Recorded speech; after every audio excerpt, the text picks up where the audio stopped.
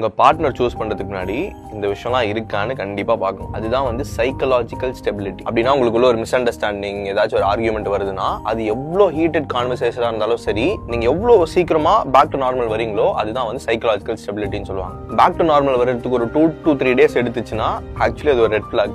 ஏன்னா பிரச்சனை நிறைய இருக்க தான் போகுது, பிரச்சனை திருப்பி வரதான் போகுது. அந்த பிரச்சனையை சால்வ் பண்ணியே உங்கள் பீஸே போயிடும். ஒரு half a day to 1 day எடுத்துச்சுன்னா இது ஆக்சுவலி மேனேஜ் பண்ணிடலாம். ஏன்னா உங்களுக்கு நிறைய ஃபைட்ஸ் வரும், அதுக்கப்புறம் நிறைய கான்வர்சேஷன் வரும். இந்த கான்வர்சேஷன் வர உங்களுக்கு நிறைய அண்டர்ஸ்டாண்டிங்கும் வரும். இந்த அண்டர்ஸ்டாண்டிங்ல you will get to know each other. இது ஆக்சுவலி மேனேஜ் பண்ணிடலாம். ஒரு 2 to 3 hours குள்ளேயே அவங்க ரெக்கவர் ஆயிட்டாங்கன்னா this is the most stable person. இவங்க சைக்கலாஜிக்கலா ஸ்டேபிளா இருக்காங்கன்னு அர்த்தம். உங்க பார்ட்னர் எப்படி இருந்தாங்கன்னா ப்ளீஸ் டோன்ட் லீவ் தெம். உங்களால இவங்க கூட ரொம்ப சந்தோஷமா லாங் இயர்ஸ்க்கு லிவ் பண்ண முடியும்.